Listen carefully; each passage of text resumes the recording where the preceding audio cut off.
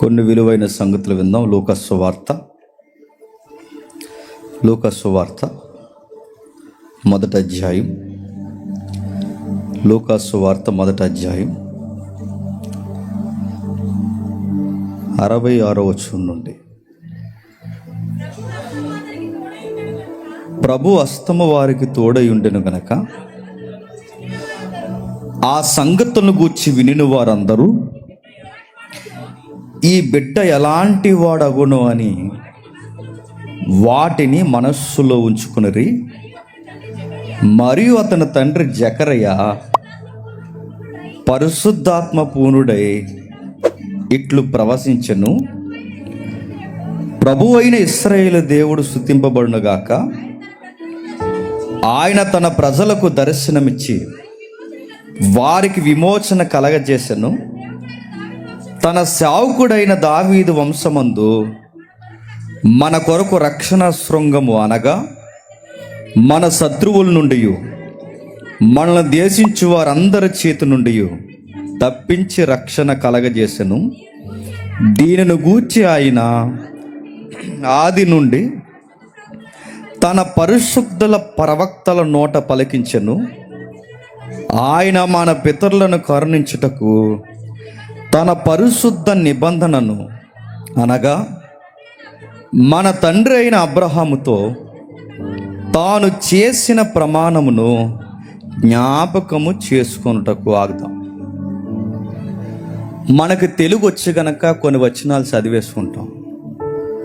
తిరగేసి మనల్ని ప్రశ్నించుకుంటే మనకు అర్థమైంది, మనకేమీ అర్థం అవ్వలేదండి. సందర్భానుసారంగా వాక్యాలు బోధించేవారు ఇక్కడ ఉన్నారు కనుక మీకు సాగుతుంది. కానీ ఒకవేళ ఇదే వచనాలు మీరు ఇంటికి వెళ్ళిన తర్వాత చదివితే ఏమర్థం అవుతుంది చెప్పండి? శృంగం అంటే ఏంటి? నిబంధన అంటే ఏంటి? ఆది నుంచి వాగ్దానాల పరంపర ఏంటి? వీటి పదాలు మనకు తెలిసినట్టే ఉంటాయి కానీ మనకేమీ తెలియదు. పైగా ఈ సందర్భాన్ని మీరు గమనించండి. రాయబడిన సందర్భం క్రిస్మస్లో ఎక్కువగా వాడబడకుండా విడిచిపెట్టే సందర్భాలలో ఇదొక సందర్భం. మీరు చూడండి, క్రిస్మస్ నాటకాల్లో గొర్రెల కాపర్లు కనబడతారు, మరియమ్మ కనబడుతుంది, యోసేపు కనబడతాడు, జ్ఞానులు కనబడతారు, హేరోదు కూడా కనబడతాడు. క్రిస్మస్ రచనల్లో, క్రిస్మస్ పాటల్లో, క్రిస్మస్ నాటకాల్లో కనబడింది జకరియా కనబడ్డు. ఆ మాటలు అర్థమై సావలేదు కనుక. అవి అర్థమైతే కనబడుతుడు. ఆయన పలికిన ప్రసంగం మనకు అర్థం అవ్వలేదు. పైగా క్రిస్మస్లో సీరియస్ క్యారెక్టర్లన్నింటినీ సిల్లీ చేసి పడేశారు. నేను అన్న చెప్తున్నాడు కానీ ఎంత సీరియస్ విషయం చెప్పాడని డేవిడ్ అన్న. అలాంటి క్యారెక్టర్ని ఎట్టకారం చేశారు క్రిస్మస్ నాటకాల్లో తెలుసా? హేరోద్ అనేది ఎంత పవర్ఫుల్ క్యారెక్టర్ అండి. ఆడికి ఒక రోజు నాటకంలో నైటీ చేసేసారు. ఆడికి నిలువుటంగి దొరకలేదండి. నాకు మెంటల్ వచ్చింది, ఏ రోజుకి నైటీ వేస్తారు ఏంటని. ఆడు ఎంత సీరియస్ క్యారెక్టర్ అండి. నైటీ వేసి సున్ని కట్టేశారు వెనకాల.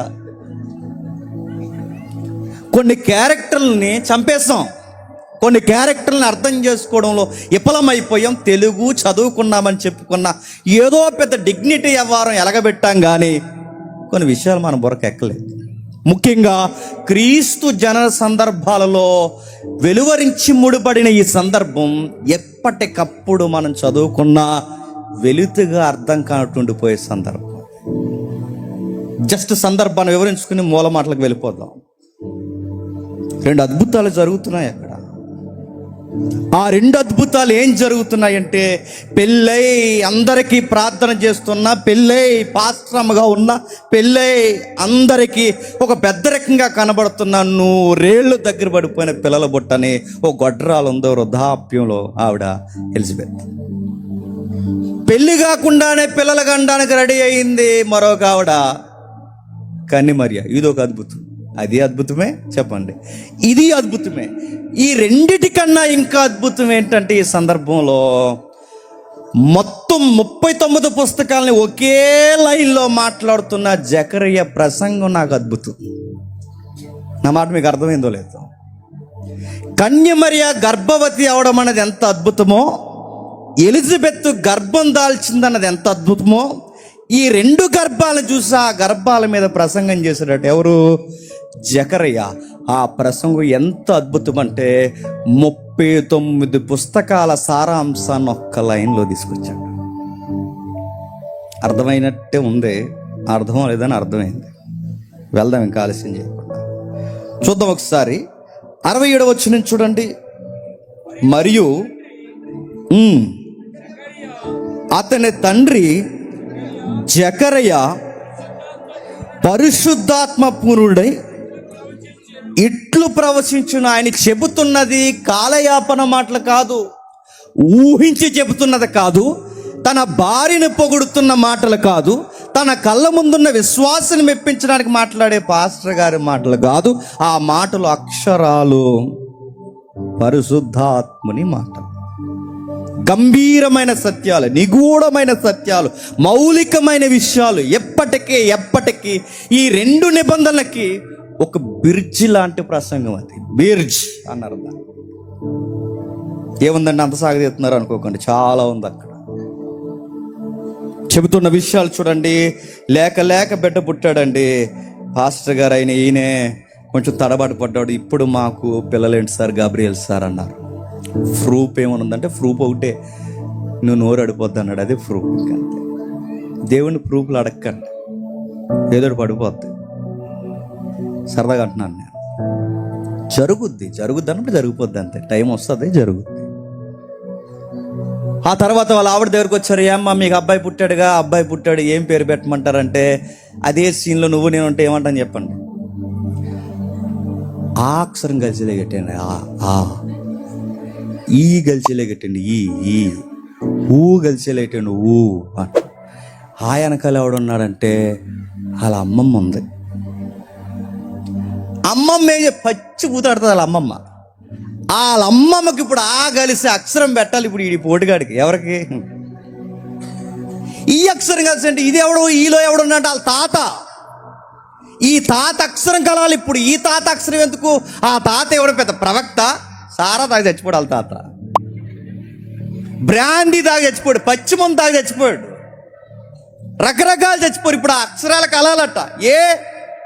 ఏ ముడుకులు దాసి వెళ్ళారో, వాళ్ళ పేరు మీద నామినీ నేములు ఉన్నాయేమో. ఎలిజబెత్ అమ్మ ఎంత ఉందాతనం కలిగిన చూడండి. మా సైడ్ కదండి, మా పుట్టింటోలో, మా ఎదిరింటోలో, మా అమ్మింటోలో, మా అత్తింటోలో ఈ పేర్లు ఏం కాదు సార్. మా తాలీకి పేర్లొద్దు, మా ఆయన తాలీకి పేర్లొద్దు, మా దేవుడు ఏ పేరు పెట్టమడు మా బిడ్డకి ఆ పేరే పెట్టండి. ఆ ఉత్సాహకరమైన సందర్భంలో ప్రసంగం చేస్తున్నాడు పరిశుద్ధాత్ముడితో. అంటున్నాడు ఆయన, తన సేవకుడైన దావీదు వంశమున కొరకు మన కొరకు ఒక రక్షణ శృంగము, అనగా మన శత్రువుల నుండి తప్పించి రక్షణ కలగజేసిన ఏదో జరిగిందట. ఎవరైతే శత్రువర్గం ఉన్నారో వాళ్ళతో బ్యాటిల్ హ్యాండ్ ఆఫ్ ఇయర్ వచ్చేసింది అంటున్నా. యుద్ధ భూమిలో, రణరంగంలో శత్రువుల పళ్ళు దేవుడు ఎర్రగొట్టేశాడు. సార్ ఏంటి సార్ మాకేం అర్థం అవట్లేదు సార్ జకరియా గారు అంటే, ఒక మాటలో చెప్తాను సార్. దేవుడు పాత నిబంధన పుస్తకాలన్నిటిలో కొన్ని వాగ్దానాలు ఇచ్చాడు. ఆ వాగ్దానాలన్నిటినీ కలిగితే ఒక సారం అయితే, ఆ సారము ఒక పిండమైతే, ఆ పిండము మరియమ్మ గర్భంలో ఉంది. దట్ ఈజ్ శృంగము. ఈ గర్భంలో ఆ ఉన్నది ఏదో గర్భం అనుకోకండి, నడుసొచ్చే వాగ్దానాల పుట్ట. మన రక్షణ కార్యము, మన రక్షణ శృంగం అంటే ఇప్పుడు ఆ గర్భంలో ఉన్నది ఎవరంటే వాగ్దానాలకు నిలువెత్తు సాక్ష్యం. నిబంధనట, వాగ్దానమంట, శృంగమట. ఇంకా చెబుతున్నాడు చూడండి, అబ్రహాముతో దావీదుతో చేసిన ప్రామిస్, ప్రమాణమంట. నిబంధన అన్నా, ప్రామిస్ అన్నా చెప్పండి, శృంగం అన్నా, ఇవన్నీ ఒకే లైన్లో పదాలు అర్థం వచ్చేలా వాడుతున్నాడు చూడండి. 31st ప్రామిస్ కార్డులు తీసుకున్నారా? కొంచెం అలా ఉండండి, కార్డు అర్థం అవుతుంది. వాగ్దానం అని అప్పుడు పదే పదే మాట్లాడుతున్నామా? కొంతసేపు అలా ఉండండి, అర్థం అవుతుంది. రక్షణ కార్యం అని మాట్లాడుతున్నామా? కొంతసేపు ఉండండి, అర్థం అవుతుంది. ఆశీర్వాదం అని నోరిప్పితే మాట్లాడుతున్నాగా, కొంతసేపు అలా ఉండండి, అర్థం అవుతుంది. ఏముందంటే ఒక మాట చెప్తున్నాడు, నిబంధన అన్నాడు. నేను అడుగుతున్నాను, చెప్పండి, నిబంధన అంటే చూసా తెలిసినట్టు తెలదు మనకి. నిబంధన అంటే వడంబడిక అంటే చెప్పండి. నిబంధన అంటే వడంబడిక అంటే ఒకటి సీరియస్గా అన్నాడు, కవనెంట్ అన్నాడు. కవనెంట్ అంటే ఇవేం కదా. నిబంధన అంటే ఏంటి చెప్పనా? దేవుడు తృణీకరింపబడిన మనిషికి మాటిచ్చి, నువ్వు నన్ను మర్చిపోయినను నేను నిన్ను మర్చిపోనని ఇచ్చే మాటనే నిబంధన. రివర్స్. దేవుడిని మనం నిబంధన చేస్తాం దేవుడితో, దేవా ఇక నిన్ను వదలమని. కానీ మనం మర్చిపోతాం. కానీ ఎవరు మర్చిపోరట? దేవుడు మాట అంటే మనం వదిలేసినా చెప్పండి, ఆయన వదలడు. ఎందుకు వదలలేదు ప్రభువా ఇశ్రాయేలుని అంటే చెప్పండి, వాళ్ళ పితరుడైన అబ్రహాముతో చెప్పండి నిబంధన. ఇప్పుడు చెప్పండి, మాటిచ్చాను. అది నిబంధన అంటే. మీకు ఇంకా బాగా అర్థం కావాలంటే, అబ్రహాంతో నిబంధన చేస్తాడు కానీ దేవుడు, అబ్రహాం వెయిట్ చేయి, వస్తాను, వెయిట్ చేయి, బలి పశువు రెడీ చేయి, వస్తాను, వెయిటింగ్ చేయి అన్నప్పుడు అబ్రహాం చూస్తాడు. నిజంగా సందర్భాలు మనసు పెట్టి చదివితే గుండె బెరవెక్కిపోతుంటుంది. అబ్రహాం చూస్తాడు. సంధ్య వేళ అయిపోద్ది, చెమ్మ చీకటి అయిపోద్ది, ఎదురుగా ఎవరున్నారో కూడా కనబడినంత చీకటి వచ్చేస్తుంది. అబ్రహాం తెలియకుండా, నిబంధనకు రెడీగా ఉండాల్సిన అబ్రహాము తెలియకుండా అలా నిద్రలోకి వెళ్ళిపోతాడు. ఆ వధ పశువు ఏదైతే ఉందో ఆ పశువును 2 ముక్కలు చేసి తెలియకుండా అలా నిద్రలోకి వెళ్ళిపోతాడు. కానీ విషయం ఏంటి చెప్పనా? నిబంధన చేసుకుంటానన్న అబ్రహాము నిద్రలోకి పోయాడు. నిబంధన చేసుకుంటానన్న దేవుడు మాత్రం నిద్రపోకుండా, అబ్రహాము నిద్రపోయినా ఆ బలిపీఠం గుండా నడిచిపోయి అబ్రహాం అంటాడు, రాత్రి వచ్చాను, నిబంధన చేశాను, వెళ్ళిపోయాను అబ్రహాం, నీకు మాట ఇచ్చాను అన్నాడు. మనం ఎలాంటి వాళ్ళు చెప్పనా? నిద్రతో మాటిచ్చి. మనం ఎలాంటి వాళ్ళని చెప్పనా? మళ్ళీ చెప్తున్నాను, మనం ఎలాంటి వారిని చెప్పనా? మాటిచ్చి మర్చిపోతాం. కానీ దేవుడు ఎలాంటి చెప్పనా? వస్తానంటే వస్తాడంటే, చేస్తాడంటే. నీకు మాట ఇచ్చానన్నాడు. ఎప్పుడు అబ్రహాము, ఎప్పుడు దావీదండి, ఎప్పుడు మాటలండి ఇవి? ఎప్పుడో పురాతనమైన మాటలు జకరయ్య ఎప్పుడు జ్ఞాపకం చేస్తున్నాడండి? మరియమ్మ గర్భం దాల్చినప్పుడు జ్ఞాపకం చేస్తున్నట్టే. మరియమ్మ గర్భం అంటే అప్పటికి ఎన్ని వేలండి? 4000 సంవత్సరాల చరిత్రలో ఉన్న జ్ఞాపకాన్ని ఇదిగో దీనికోసమే దేవుడు మాట ఇచ్చాడు అన్నాడు.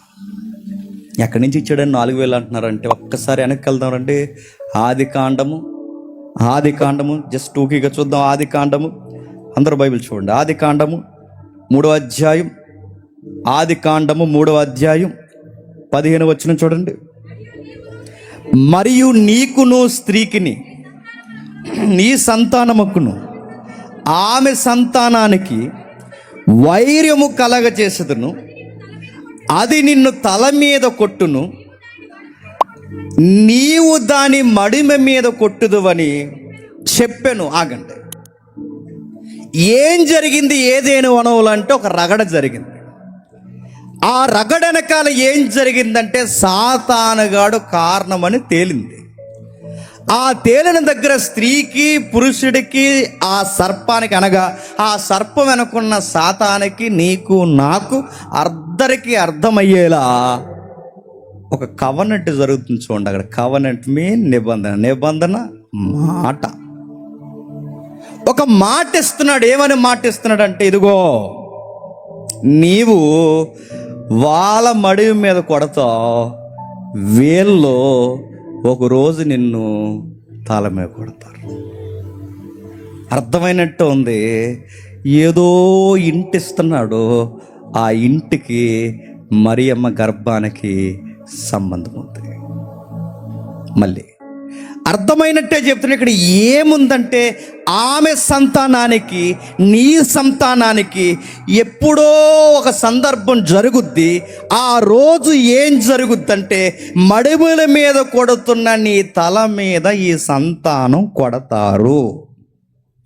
వాళ్ళు లెక్కుండా కొడతారు. ఇప్పుడు వీళ్ళను నువ్వు కొట్టావు, ఒకరోజు ఈమె సంతానం నిన్ను కొడతారు. ఇది ఖచ్చితంగా జరుగుద్ది.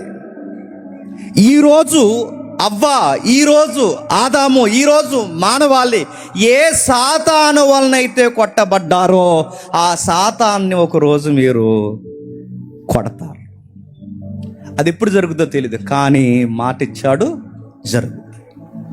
అంటే పాత నిబంధన పురాతన గ్రంథమైన ఆది కాండం దగ్గర నుండి కూడా ఈ నిబంధనల పరంపర ఉందన్నమాట. పాపంలో పడిపోయిన ఆదామవ్వలకి ఇప్పుడు రాబోతున్న భాగం ఏంటంటే, ఇప్పుడు రాబోతున్న అంటే జకరియా కాలంలో రాబోతున్న ఈ గర్భానికి సంబంధపు నిబంధనలు ఉన్నాయంట. ఎప్పుడు జరుగుతుంది కానీ వన్ డే ఖచ్చితంగా ఈ వార్ ఒకరోజు తెర మీదకి వస్తుంది. పెద్ద ఫైట్ జరుగుద్ది. ఆ ఫైట్ సీన్లో ఆ సంతానానికి ఇచ్చిన నెరవేర్పు ఖచ్చితముగా జరుగుద్ది. దేవుడు ఏదైనా దేవుడు వాగ్దానం ఇస్తే ఖచ్చితంగా దాని వెనకాల ఏముంటుంది చెప్పనా? ఆ రోజు నేనున్నానని మాత్రం జ్ఞాపకం చేసుకోకండి. అంటే మాట ఎందుకు ఇస్తాడు చెప్పండి? మాట వెనకాల నేనుంటాను. ఇంకేముంది ప్రభు అంటే, రెండవది టూకిగా జ్ఞాపకం చేసుకోండి. జలప్రలయం వచ్చేసింది. చక్రీయ ప్రసంగంలో ఉన్న లైన్స్ ఇవన్నీ. జలప్రలయం వచ్చిన తర్వాత భీకరంగా మనుషులందరూ చనిపోయారు, ఒక్క కుటుంబం తప్ప. జంతువులు, చెట్లు, జీవరాశి మొత్తం, నేల మొలకలు అన్నీ బురదంటిపోయాయి, అట్టడుక్కుపోయాయి, పూర్తిగా పర్వతాలు మునిగిపోయాయి. కొత్తగా సిగురులు వచ్చాయి. అరరాతు పర్వతం మీద వాడాగింది, కుటుంబం కిందకి దిగింది, బలి అర్పించారు. దేవుడు వచ్చాడు, ఒక మాట ఇచ్చాడు, నోహు నీతో నిబంధన చేసుకుంటున్నానయ్యా, మళ్ళీ ఇంకెప్పుడు ఇలాగా చేయను. మళ్ళీ ఇక్కడ ఒక నిబంధన కనబడుతుంది. ఏదేను తోట పరిసర ప్రాంతాల్లో ఒక నిబంధన, నోవహు దగ్గరకు వచ్చేసరికి ఇంకేం చేయలే, కంగారు పడకండి అన్నాడు. మరి ఏమి చేయడన్నప్పుడు పలుమార్లు ఇశ్రాయేల్ని కింద పైన కొట్టేసాడు కదండి. మరి దాని అర్థం ఏంటి? ఏదో ఉంది. నెక్స్ట్ ఇంకా మూడవది, అబ్రహాంకి నిబంధన చేశాడు. అబ్రహాంతో ఏమంటాడంటే, అబ్రహాం ప్రపంచం అంతా నాదేనయ్యా, దేశాలన్నీ నావేనయ్యా, నీకు మాట చెప్తున్నాను, ఇక నుండి వచ్చే ఈ ఊరు, నాగరికత, నీ పిల్లలు, ఎవరైతే నీ సంతాన మీ తండ్రి సంతాన సంబంధులు ఎవరైతే ఉన్నారో వీళ్ళందరినీ, ఈ కల్చర్ని అన్నిటిని వదిలేసి వచ్చే, నీకు మాటిస్తున్నాను. ఆ మాట ఏంటంటే, నీ సంతానం ద్వారా ఈ ప్రపంచాన్ని ఆశీర్వదిస్తాను. ఎవరట? నీ సంతానం ద్వారా ఆశీర్వది. మళ్ళీ ఇదో నిబంధన. అసలు ఒకదానికొకటి సంబంధం ఉన్నట్టున్నాయండి. ఎన్ని నిబంధనలు కనపడతాయి. ఈ అన్ని నిబంధనలు, అన్ని నిబంధనలకి బేస్మెంట్ లాంటి నిబంధనలు ఏంటంటే ఇవే. ఏ నిబంధన అయినా వీటి లింక్ అయి ఉండాలి. ఆదాము దగ్గర నిబంధన చేశాడు, నోవహు దగ్గర నిబంధన చేశాడు. ఆదాము దగ్గర చేసిన నిబంధన ఏంటంటే, ఈయన ఒక రోజు మీరు కొడతారు. వీడంటే ఎవడు? సాతానుగాడు. వాడు తల సితగొడతారు. ఇది మీకు వాగ్దానం, ఇది మీకు నిబంధన. నోవహు నీతో నిబంధన. ఆ రైన్బో చూడు, ఇప్పటికి చూడండి ఎంత ఆశ్చర్యం అండి. ఎప్పుడు నోవహు అండి, ఎప్పుడు పూర్వకాలం అండి, వర్షం వచ్చినప్పుడు అది అలా కనబడేసరికి ఎన్ని కలర్లు ఉన్నాయని లెక్కెట్టుకోకూడదు, ఇంకా నిబంధన అలాగే నిలబడి ఉంది.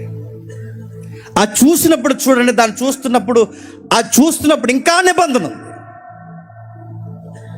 అబ్రహాం దగ్గరకు వచ్చేసరికి అబ్రహాంతో మాట్లాడుతున్నాడు, ఇదిగో నీ సంతానము ద్వారా ఈ ప్రపంచాన్ని ఆశీర్వదిస్తాను.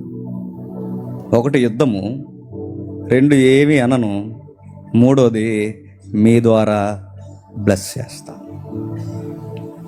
ఇంకేం చెప్తున్నాడంటే క్రొత్త నిబంధనకు వచ్చేసరికి ఒక మాట అంటాడు, అబ్రహాం సంతానం అంటే అబ్రహాం సంతానం అనుకోకండి, అబ్రహాము సంతానం అంటే ఇశ్రాయేలీయులు కాదు అన్నాడు పౌలు గారు. తెలుసు కదా మీకు రెఫరెన్స్, టైం లేదు కనుక లేపుకుంటూ వెళ్ళిపోతున్నా.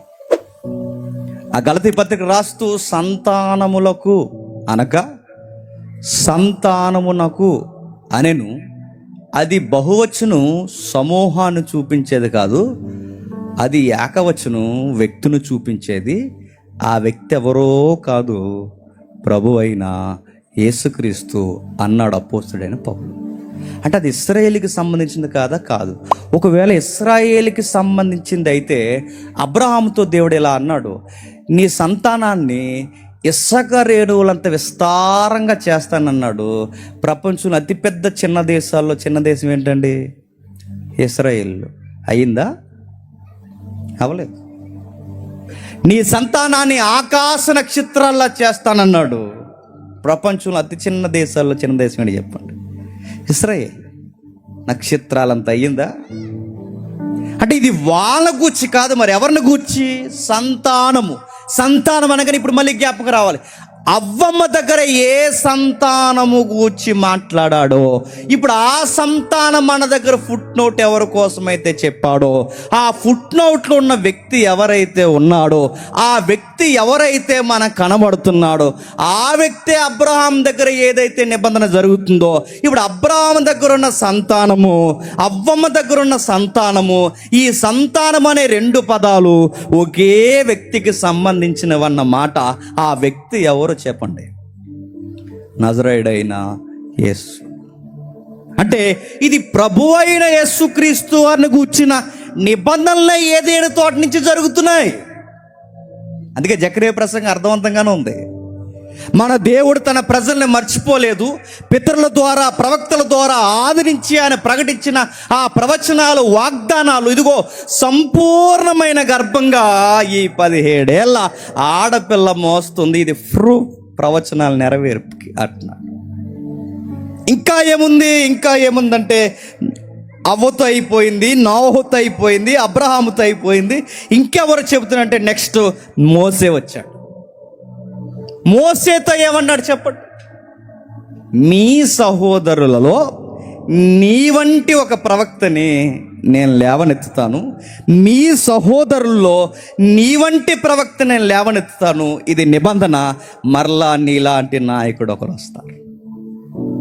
ఆ ప్రవక్త అన్నారు క్రొత్త నిబంధనలో. ఆ ప్రవక్త అంటే ఎవరు చెప్పు? మోసే లాంటి ప్రవక్త, మోసే క్రమానుగతంగా వచ్చిన ప్రవక్త. ఆ ప్రవక్త అంటే ఎవరు? గడ్డాలు పెంచుకుని టోపులు పెట్టుకున్న దావా ప్రచారకులు ఏమన్నారంటే ఆ ప్రవక్త ఎవరో కదా, మహాప్రవక్త అన్నారు. అంతే. మహమ్మద్ ప్రవక్త కోసం కదా చెప్తా. ఆ ప్రవక్త అంటే ప్రభు అయిన యేసుక్రీస్తు. అంటే ఇప్పుడు రాయబడుతున్న ప్రతి వాగ్దానం, మీరు బైబిల్లో ఏ వాగ్దానమైనా, ఏ నిబంధన అయినా, ఏ ప్రామిస్ అంటే ఏ ప్రమాణ స్వీకారమైనా ఎవరు చుట్టూ తిరుగుతుంది చెప్పండి? యేసు ప్రభు కోసమే చెప్తుంది. ఇప్పుడంటే నిబంధన అయినా, ప్రామిస్ అంటే ప్రమాణమైన ఏదైనా మీరు చూడండి, వాగ్దానమైన ఏదైనా ఎవరి కోసం చూపించే చిహ్నం చెప్పండి? యేసుక్రీస్తు. మరి 31st తీసుకుని యేసుక్రీస్తు వారు కనబడకుండా నువ్వు కనబడుతున్నావు అంటే ఏంటి?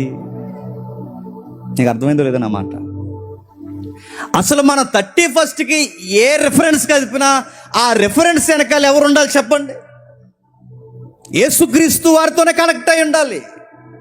అసలు వాగ్దానం అంటేనే మీకు రక్షణ శృంగం ఇస్తానన్నది వాగ్దానం.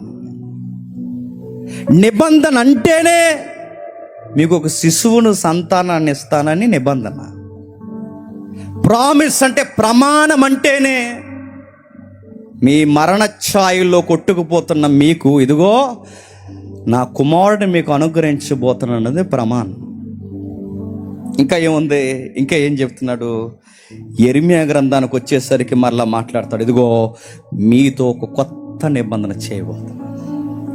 ఆ నిబంధన ఎలా ఉంటుందంటే, ఇదిగో ఏదో మీరు అనుకున్నట్టుగా ఉండదు. ఆ నిబంధన మాట ఇచ్చి మాట తప్పి, మాట ఇచ్చి మాట తప్పి, మాట ఇచ్చి మాట తప్పి, ధర్మశాస్త్రం చదవనంటే చదవరు, ఇప్పుడు పాటించరు, బలులు సరిగ్గా అర్పించినందుకే ఇక మరలా మీకు వచ్చి ఒక ప్రవక్త చెప్పి ఇవన్నీ బోధించి, ఇదంతా తతంగం కాదు. అసలు ధర్మశాస్త్రం ఎక్కడో ప్రతి ఉండిపోయిందని ఈ కబుర్లన్నీ కాదు.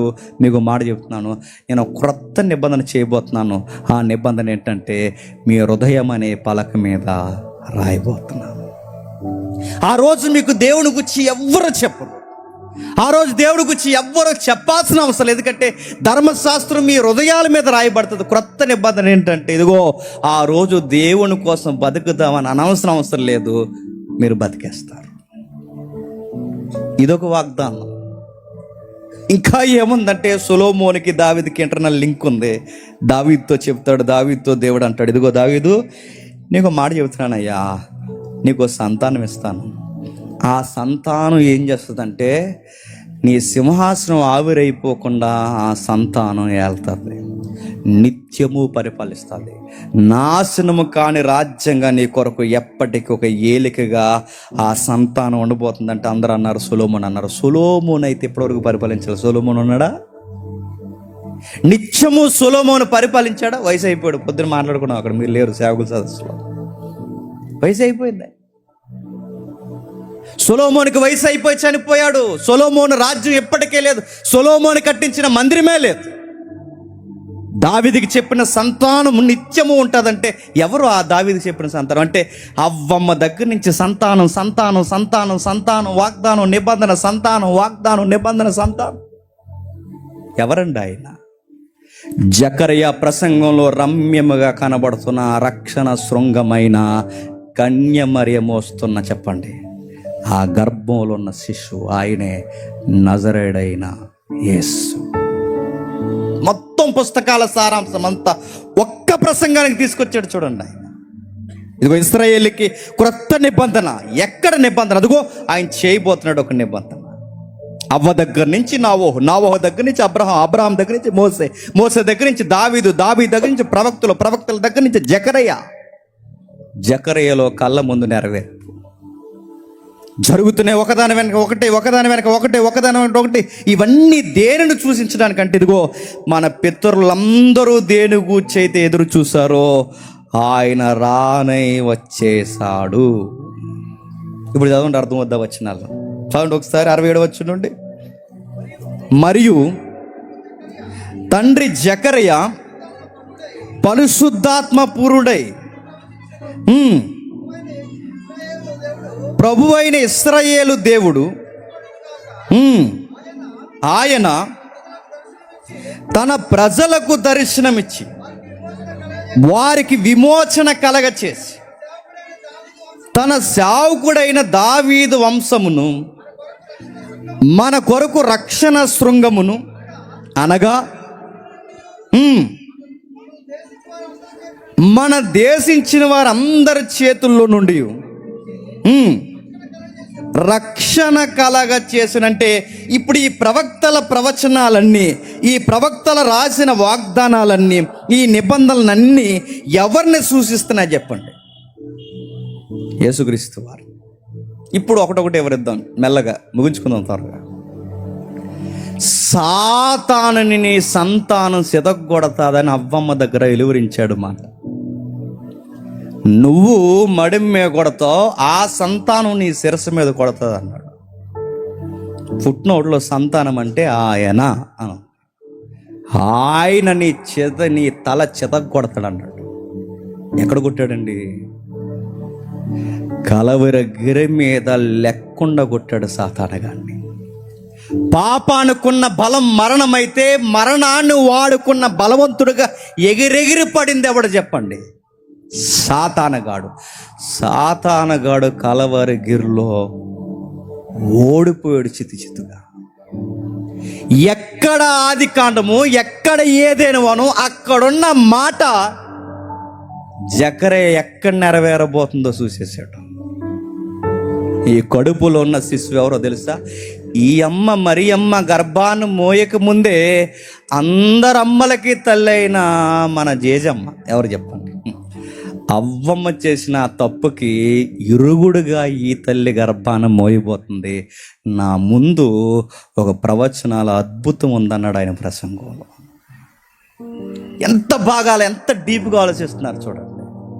ఇదిగో ఈయన వచ్చేది శత్రువును కొడతాడు. మనం అనుకున్నాం శత్రువుని కొట్టడం అంటే రోమిలను కొట్టడం, శత్రువుని కొట్టడం అంటే క్రీస్తుకు విరోధంగా శత్రువు అంటే వీళ్ళందరూ కదండి, కింద ఉన్న వాళ్ళందరూ ఆడ ఏజెంట్లు, వీళ్ళందరూ కాదు, వీళ్ళంతా తెలుగులో అంటారు ఆకు రౌడీలు అంటారు చూసారా, అలాంటి వాళ్ళు. వీళ్ళ కాదు, అసలు శత్రువు ఒకడు ఉన్నాడు, ఆడ ఆకాశం పైన ఉన్నాడు. వాడి నెట్వర్క్ అంతా వేరుగా ఉంటుంది, వాడు సమూహాలు వేరు, వాడి పరిస్థితులు వేరు. మన అతి పెద్ద శత్రువు నీకు నీకు నీకు ఇక్కడ ఏ రకరకాల కారణాలతో ఉన్న మనందరి ప్రధాన శత్రువు వాడు అనుసరులు, కనబడని అదృశ్య శక్తులు. ఆ శత్రువుని కొట్టాడు ఆయన. మరణం మన శత్రువు, పాపం మన శత్రువు, వీటన్నిటినీ వాడుకుంటున్న ప్రధాన శత్రువు సాతాను గారు మన శత్రువు. చెత్త కొట్టాడు వాళ్ళని లెక్కకుండా. పిచ్చడైపోయాడు అది అబ్బకాడు. వాడికి ఎంత పిచ్చెక్కింది చెప్పనా, ఏ మరణాన్ని చూసి అయితే విర్రవీగిపోయాడో ఆ మరణాన్ని ఆయన తిరిగి లేచేసరికి వాడికి ఏం చేయాలో అర్థం అవుతుంది. వాడి పాదాల మీద ప్యాషన్ ఆఫ్ ది క్రైస్ట్ మీరు చూసారు లేదా కానీ, ఆ ఎబ్రూ లేఖనాలు చదివిన డైరెక్టర్ ఎవరైతే ఉన్నాడో ఆ సీన్ ఎక్కడి నుంచి స్టార్ట్ అవుతుంది తెలుసా? గెత్యం అనే వనం నుంచి స్టార్ట్ అవుద్ది. సరిగ్గా గెత్యం అనే వనం నుంచి ఆ జూమ్ స్టార్ట్ అవుతున్నప్పుడు సరిగ్గా యేసుక్రీస్తు వారు ప్రేయర్ అవుతున్న వెంటనే పైకి లేసి అక్కడ సర్పమైన పాముని సరిగ్గా తల మీద తొక్కుతాడు. డైరెక్టర్గా డెప్త్ తెలిసింది. ఆ డైరెక్టర్గా డెప్త్ తెలిసింది కనుకే ఆ సాతాను తల మీద కాలేసప్పుడు వెళ్తాడు. ఎక్కడికి? సిలువ ఎక్కడానికి. అందరూ అనుకున్నారు ఓడిపోవడానికి వెళ్తున్నాను. కాదు కాదు, చెప్పండి, సాతాను గాన్ని ఓడించడానికి వెళ్తున్నాడు. మన విజయబేరి, మన నాయకుడు, మన రక్షణ శృంగము, మన పక్షమున వీరుడు ఒక ఆడపిల్ల గర్భంలో అదుగో శిశువుగా ఎదుగుతున్నాడు. ఇది జకరియా తన మేధాశక్తితో చెప్పే ప్రసంగంగా చెప్పండి, పరిశుద్ధాత్మతో చెప్తున్నాడు. సాతానుగాడిని అవ్వమ్మకిచ్చిన మాట దగ్గర చెదగొట్టాడు. రెండోది ఎవరికండి? నోవహు. ఏమన్నయ్యా అన్నాడు. నిజంగానే ఏమనలేదండి. ఏమన్నా అనడం మొదలెడితే నోవహు కాలం కన్నా ఘోరంగా ఉందండి కాలం. ఇంకా ఉందంటే కారణం ఏంటి చెప్పండి? ఏమంటలేదు. నోవహు కాలం కన్నా ఇంకా ఘోరంగా ఉంది, ఇంకా ఘోరంగా ఉంది. ఇంకా ఏమనవేంటి ప్రభువా? మేము కుర్చీలో జడ్జాగా కూర్చుంటున్నాం, ఏదికల మీద జడ్జాగా తిరుగుతున్నాం, నచ్చిన కాడల్లా జడ్జాగా తిరుగుతున్నాం, రకరకాలుగా ఉన్న మనుషులు. నీ ఓర్పు ఏంటయ్య అంటే మాటిచ్చాను, ఏమనను. ఆ మాటకు గుర్తేడు చెప్పనా? అక్కడ ఇంద్రధనుస్సు నీకు గుర్తు వస్తుందో లేదో కానీ వీటన్నిటికీ భాగమేనండి మధ్యలో నిలబడిపోయిన ఆయన, ఆయనే ప్రభువు అయిన యేసుక్రీస్తు. ఆయన బట్టి ఏమంటలేదండి, ఆయన బట్టి ఏమీ జరగలేదు. ఎందుకంటే ఆయన విజ్ఞాపన చేస్తాడు, గోజాడతాడు, తండ్రి ఇంకొక సంవత్సరం అని అడుగుతాడు.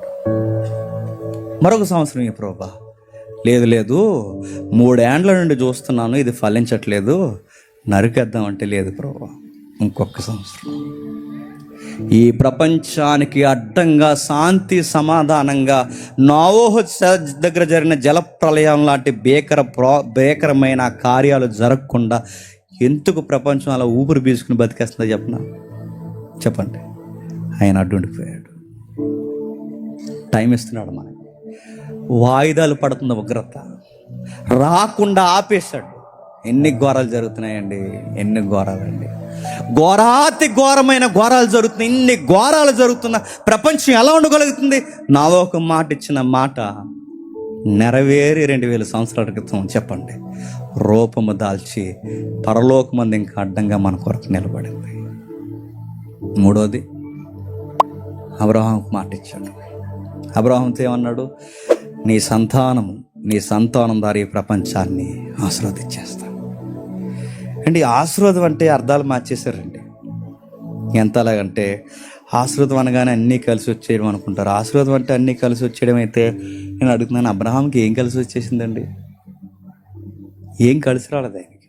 ఆశీర్వాదం అంటే మీకు నిజంగా చదువుకుని ఓపుకుంటే ఆశీర్వాదం అంటే ఏంటి చెప్పనా? దేవుడిచ్చిన మాట మన బతుకుల్లో నెరవేరడమే చెప్పండి ఆశీర్వాదం.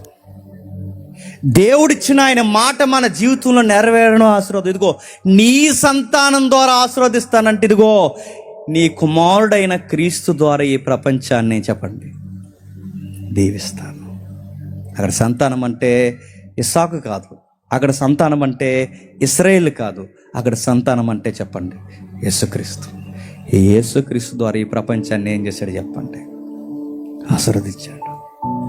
ఎంత ఆశీర్వదించాడంటే ఎప్పటికీ కృప మనల్ని ఏం చేస్తుంది చెప్పండి? బతిమలాడుతుంది, మారిపోండిరా అని. ఎంత ఆశీర్వాదం అండి! పాత నిబంధనలు ఉన్నట్టుంటే ఎవ్వరు ఇప్పటివరకు ఎవడన్నా ఉందిడండి? కారణం ఏంటో తెలుసా? మనకు ఒక వాగ్దానం ఇచ్చాడు, మనకు ఒక ఆశీర్వాదం ఇచ్చాడు, మనకు ఒక మాట ఇచ్చాడు. ఆ మాట ఏంటో తెలుసు? ఇదిగో కుమారుణ్ణి అంటే నా కుమారుడు నీ సంతానమైన క్రీస్తుని అనుసరించిన వారికి ఉచితముగా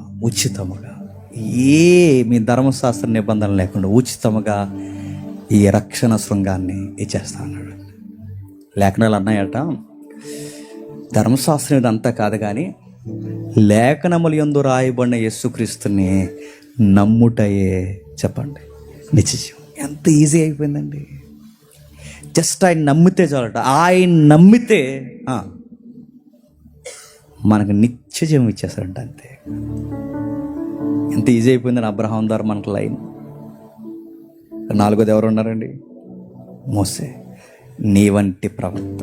నిజమేనండి, మోసే అన్న అక్కడక్కడ కసుబుసుమని కొంతమందిని ఎగరగొట్టేయడమో కానీ ఈ ప్రవక్త చూడండి, మనం ఎంత బాధించినాను, ఎంత మనం ఇబ్బంది పెట్టినాను, ఎంతగా అంటే ఒక రచయిత అన్నాడు, పాతాళం గుమ్మం వరకునట కృప అయిన యేసుక్రీస్తు మార్రా అని బతిమలాడతాడట. అంత ఓర్చుకుంటాడట. ఎంతగా ఓర్చుకుంటాడంటే పక్కనున్నవాడు సిలువు మీద ఉన్న దొంగ తిడుతున్నా చెప్పండి అని ఏం అనలేదట. మనం అంటే ఏమందండి? మరి కంగారు పడకు, ఆ లోకంలో చూస్తున్నా కంగారు పడకు అన్నాడండి ఆయన. ఎంత ఓపిక! మాటలన్నా పడతాడు, ముఖం మీద ఉమ్మేసినా తుడిచేసుకుంటాడు, చెక్కెళ్ళ మీద కొడినా తలదించుకుంటాడు. ఒకే ఒక్క మాట అంటాడు, అసలు నేను ఎవరో మీకు అర్థమవట్లేదు అంటాడు. నేను మీకు మోసే కన్నా గొప్పవాడిగా వచ్చిన ఒక ప్రవక్తనని వివరించి చెప్పాడు తప్ప అస్సలు మీకు అర్థం అవ్వట్లేదు, నరకానికి పోతారా మీరు అందరూ అని. అలా ఎక్కడైనా స్టేట్మెంట్ మీరు వినండి, అస్సలు ఉండదండి పరిశుద్ధాత్ముడి విషయంలో తప్ప. ఎక్కడ ఉండదు ఆ స్టేట్మెంట్ మీరు చూడండి. ఎందుకంటే నశించిపోతున్న మనల్ని ఎతికి రక్షించడానికి వచ్చిన గొప్ప నాయకుడే తప్ప ఈ నాయకుడు ఎలాంటి చెప్పినా మన భుజాల మీద ఎత్తుకుని ముద్దాడే నాయకుడు. మన నాయకులు ఎలాంటి? మోసే అన్నాడు, ప్రభువా ఇదిగో అందరూ సెపరేట్ ఉన్నారు ప్రభువా. ధర్మశాస్త్రం చేస్తున్నప్పుడు సరిగ్గా 3,000 మంది చచ్చిపోయారండి. ధర్మశాస్త్రం వచ్చినప్పుడు 3,000 మంది చనిపోయారు. కానీ ఈ నాయకుడు వచ్చినప్పుడు చూడండి, పేతురు ప్రసంగంతో 3,000 మంది మారిపోయారు. మోసే నాయకత్వంలో మాంత్రికులు చనిపోయారు. ఈ నాయకత్వంలో చెప్పండి మాంత్రికులు మారిపోయారు. మోసే నాయకత్వంలో వ్యభిచారం చేసిన వారిని రాళ్ళిచ్చి కొట్టారు. ఈ నాయకత్వంలో చెప్పండి వ్యభిచారుల్ని సంసారాలని చేశాడు. మోసే నాయకత్వంలో అబద్ధికుల్ని వెలివేసేశారు. ఈ నాయకత్వంలో అబద్ధికుల్ని యథార్థవంతులుగా నూతన జీవితాన్ని ప్రసాదించారు. మనకు సరైన నాయకుడే. అందుకే ఈయన మోసే కన్నా గొప్ప నాయకుడు. ఇన్ని నెరవేరుతున్నాయి చూసారు. నెక్స్ట్ యిర్మీయాతో చెప్పిన మాట, ఇదిగో ఒక కొత్త నిబంధన రాస్తాను. మీరు చూడండి, క్రొత్త నిబంధనకు వచ్చేసరికి ఒక నిలబడడం బోధించడం మోటివేషన్ చేయడం ఇవేమీ లేవండి. ఆది సంఘానికి ప్రాణాలు అలా ఇచ్చుకుంటూ వెళ్ళిపోయారు అంతే. 6 రోజులు మోటివేషన్ చేసినా చెప్పండి ఆ రోడ్డు మీద వెళ్తూ మర్చిపోతాం మనం. కానీ ఆది సంఘంలో చూడండి, యేసుప్రభు వాళ్ళ హృదయాల మీద రాయబడినప్పుడు అడుగుతుంది. ఇప్పుడు ఉన్నాయండి మనకి ఇప్పుడు ఉన్నాయి మనకి ఇలా 66 పుస్తకాలు చేతుల్లో. అందరి దగ్గర అప్పుడు బైబిల్ ఉందండి. ఆయన నాయకత్వం ఎలా అయిపోయింది చెప్పనా? ఆయన వచ్చిన తర్వాత దేవుని మాట వాళ్ళ హృదయాల మీద రాసేసుకున్నారంట. పేతురు కానీ, యోహాను కానీ, పౌలు కానీ, ఆది సంఘం కానీ, వేల మంది సంఘము వారి హృదయాల మీద ఆ మాటలు రాసేసుకున్నారు. కనుక వాళ్ళు రోజు బైబిల్ చదివారో లేదా వాళ్ళ దగ్గర బైబిల్ 66 పుస్తకాలుగా ఉందో లేదో మనకు సరైన ఎవిడెన్స్ లేదు. కానీ ఒకటి మాత్రం అయితే నేను చెప్పగలను, వాళ్ళ గుండెల్లో 39 పుస్తకాలు, రాయబడబోతున్న పుస్తకాలు పరిశుద్ధాత్మ ప్రేరణతో ప్రతి మాట వాళ్ళ గుండెల్లో ఉంది. వాళ్ళు రాసుకున్నారు. దేవుడు నిబంధన చేసేసాడు. ఎందుకంటే బైబుల్ వాళ్ళ హృదయాల మీద రాసేసాడు. ఇవన్నీ చెబుతున్నాడు జకర్యా. ఏమని ఇప్పుడు చదవండి 68వ వచనంలో, మన ప్రభు అయిన ఇశ్రాయేలు దేవుడు స్తుతింపబడునుగాక, ఆయన తన ప్రజలకు దర్శనమిచ్చి వారికి విమోచన కలగజేసి తన సేవకుడైన దావీదు వంశమునందు మన కొరకు రక్షణ శృంగమును, అనగా శత్రువుల చేతులు, అంటే సాతానగాడు మరణము చేతుల నుండి మనల్ని ద్వేషించి లోకనాథులు సాతాను బంధకాలందరి నుండి తప్పించి రక్షణ కలగజేసును. దీనిని గూర్చి ఆయన ఆది నుండి తన పరిశుద్ధుల ప్రవక్త నోట పలికించెను. ఆయన మన పితరులను కరుణించుటకు తన పరిశుద్ధ నిబంధనను, అనగా మన తండ్రి అయిన అబ్రాహాముతో తాను చేసిన ప్రమాణమును జ్ఞాపకం చేసుకున్నాడు.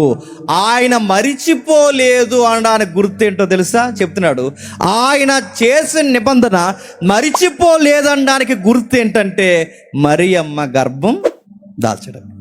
ఆయన మర్చిపోలేదని గుర్తు మరియమ్మ గర్భం దాల్చడమే దాని గుర్తు. ఒకవేళ ఇన్ని వేల సంవత్సరాలు ఎక్కడ ఆది కాండం, ఎక్కడ మరియమ్మ, ఒకవేళ ఆయన మర్చిపోతే మరియమ్మ గర్భంలో ఎవరుండో కూడా చెప్పండి. మనమైనా మాట ఇచ్చి మర్చిపోతామేమో కానీ చెప్పండి, వేల సంవత్సరాలు లక్షల సంవత్సరాలు అయిపోయినా ఆ మాట ఇచ్చిన వాడు మర్చిపోడు. ఎప్పుడు అంటాడు, మీ అబ్రహాంతో నిబంధన చేశాను, మీ దావీదుతో నిబంధన చేశాను, మీ యాకోబుతో నిబంధన చేశాను, మీ ప్రవక్తలతో, మీ పితరులతో నిబంధన చేశాను. మాట్లాడితే చూడండి బైబిల్లో అడుగడుగు నా పదాలు కనబడతాయి. నిబంధన చేశాను, నిబంధన చేశాను, నిబంధన చేశాను. ఏమి నిబంధన చేసావయ్యా అంటే, ఇదిగో వీటన్నిటికీ పరిష్కారముగా నా కొడుకుని ఇచ్చేస్తానని నిబంధన చేశాను. ఇచ్చేసాడు కదండి మన కొరకు. ఎంతగా ఇచ్చేసాడంటే విడవలేనంతగా ఇచ్చేసాడు. మన ఫ్యామిలీ ఎగ్జాంపుల్ చెప్పాం కదండి. మా అన్నయ్య కొడుకుంటాడండి, వాడు ఎక్కడెక్కడ ఉంటాడు. వాడు స్కూల్కి వెళ్ళినాను గొడవ, అందరితో బాగున్నా బాగోకపోయినా నాతో బాగానే ఉండేవాడు. బాబాయ్ కనెక్టింగ్ ఎక్కువ వాడికి. స్కూల్కి తీసుకెళ్ళిన వాళ్ళ బాబాయ్కి ఇవ్వండి యాడ్ అన్నారు. నేను ఎత్తుకున్నానండి. నేను ఎత్తుకున్న స్కూల్ దగ్గరికి తీసుకెళ్ళి ఆ లోపల అక్కడ దించేసినప్పుడు అప్పటి వరకు ఏడ్చాడు. ఆ వెళ్ళిపోయే ముందు ఆ స్కూల్లో ఒక లోపలికి వెళ్తున్నప్పుడు నాకు ఈ డ్యూటీ అనమాట. అప్పుడు ఉద్యోగం సద్యోగం లేదు మనకు, స్కూల్కి తీసుకెళ్ళాలని పెద్ద డ్యూటీనా. ఆ తీసుకెళ్ళి అక్కడ దించిన ఫస్ట్ స్కూల్లో దించినప్పుడు ఆడు లోపలికి వెళ్ళిపోతూ ఆ బ్యాగ్ ఎలాగో పక్క వేసుకుని, నాగలా ఉంటాడు, ఎక్కడెక్కడ ఉంటాడు చూడండి, సేమ్ నాగలా ఉంటాడు, మా తమ్ముడు అనుకుంటారు. వెనక్కి తిరిగి అన్నాడు, బాబాయ్ అన్నాడు. నా గుండె నీరైపోయిందండి. అంటే ఆ వెళ్ళేవాడు తినంగా వెళ్ళిపోక వెనక్కి తిరిగి బాబాయ్ అన్నాడు. కానీ విషయం ఏంటి చెప్పినాడు, 1-2 గంటలో స్కూల్ నుండి వచ్చేస్తాడండి. 1-2 గంటలో స్కూల్ నుండి వచ్చేయడానికి మన గుండె ఎంత నీరైపోతే. నేను మాట్లాడుతున్నాను, తన కొడుకుని స్కూల్కి పంపలేదు, తన కొడుకుని ఏదో ఆడుకోవడానికి పంపలేదు. తండ్రి తన కుమారుడిని చెప్పండి మన కొరకు సిలువ వేయడానికి పంపాడు. ఎందుకో చెప్పనా, మాటిచ్చాను, మిమ్మల్ని కాపాడుతాను మాటిచ్చాను, అందుకే నా సుతుడు దైవమైన మీ కొరకు బలిగా ఇచ్చేస్తున్నాను. చంపేసుకున్నాడు కదండి కొడుకుని. మన కొరకు నిలువెత్తు మాటిచ్చిన, మన కొరకు నిలువెత్తు దేవుడు తన కుమారుడిని మన కొరకు బలిగా అర్పించేశాడు. ఐజాక్ గారు చెప్తూ ఎమోషన్ అయ్యారు కదండి. విలవెల్లాడిపోయాడట.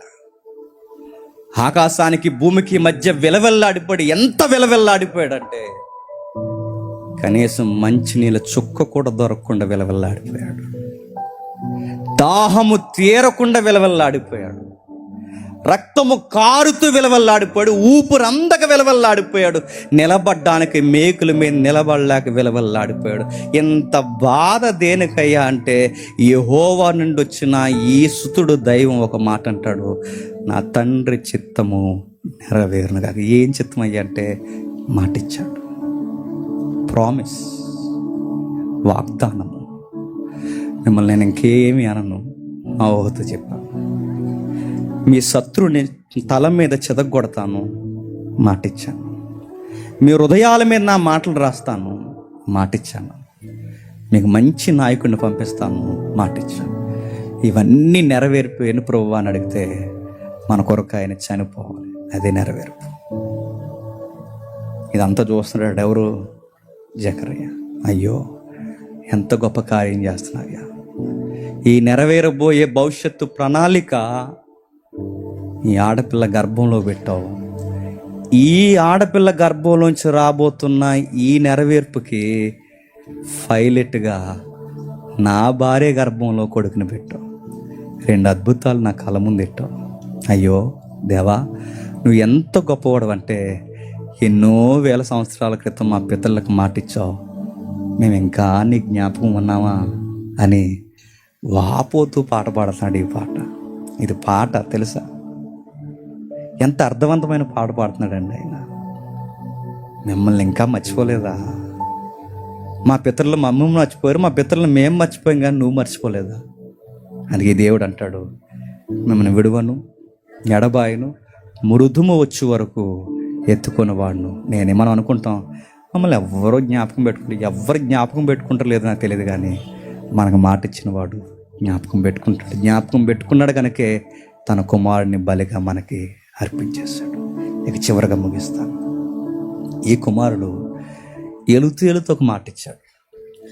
ఎలా వెళుతున్నానో చెప్పండి, మళ్ళీ అలాగే వస్తాను. ఆ వస్తానన్నవాడు మాట ఇచ్చాడు క్రైస్తవులకి. ఒకరోజు పక్కా చెప్పండి వస్తాడు. నేను కోరుకుంటున్నాను ఆ వచ్చే రోజు ఈ 6 రోజుల సెమినార్లో ఏదో రోజు అయితే బలి ఉంటుందండి. ఈ టెంట్ ఎలా విడిపోవాలి, ఆ మేఘాలు ఎలా దిగిపోవాలి, ఈ ప్రసంగికులందరూ పైకి లేవాలి, పరిశుద్ధులు బాప్టిజాలు ఎవరెవరైతే పొందిన బొడిద్దైలు అక్కడే ఉండాలి, పొందిన వారందరూ పైకి లేవాలి. మీ పొందని సిగ్గుపడుతున్న మీరందరూ చూస్తుండగా మేఘాల మీద మనం అలాగ వెళ్ళిపోలేదు. ఎందుకంటే అవ్వమ్మ దగ్గర 4000 సంవత్సరాల క్రితం మాటిచ్చిన వాడు నెరవేర్చిన నమ్మదగిన దేవుడు 2000 సంవత్సరాల క్రితం మాటిచ్చాడు. మళ్ళీ వస్తానని పక్కా ఏదో రోజు వచ్చేస్తాడు. అది సెమినార్లో వస్తాడో, నూతన సంవత్సరంలో వస్తాడో, సంసారంలో ఉండగా వస్తాడో, ఎప్పుడు వస్తాడో నాకు తెలియదు, పక్కా వస్తాడు. బాప్టిజం పొంది రక్షణ ఆనందాన్ని పొందుతున్న వారిని, రక్షణ శృంగంలో ఉన్న వారిని మేఘాల మీద ఎత్తుకొని తీసుకెళ్ళిపోతాడు. అందుకే మొదటి రోజు నుంచి ఈ రోజు వరకు గింజుకునేది ఏంటి చెప్పినా, బాప్టిజాలు తీసుకోండి అయ్యా అని. బాప్టిజాలు తీసుకోండి అంటే నేను మనకు పెద్ద దేమపోద్దు మనకు. ఇప్పుడు అప్పుడే రాళ్లే అని ఈడు ప్రవక్త, మరి అప్పుడే రాళ్లే నాకు ఏరే నిబంధన ఉంది అదంతా అయ్యాక. నేను మళ్ళీ చెప్తున్నాను, ఒక అన్నగా ఒక తమ్ముడుగా తీసుకోండి. 18 ఏళ్ళప్పుడు మేము బాప్టిజం తీసుకున్నాం, మీరు తీసుకోండి. దేవుడు రక్షణ ఆనందాన్ని అనుభవించండి. నేడో రేపు రావచ్చు, ఎందుకంటే ఆయన వాగ్దానం ఖచ్చితంగా నెరవేరుస్తుంది. ఇప్పుడు చెప్పండి, 31st మన వాగ్దానం ఏంటి చెప్పండి? ఈ సంవత్సరం కారు కొనుక్కుంటామని కదా చెప్పండి. మన వాగ్దానం ఏంటి చెప్పండి?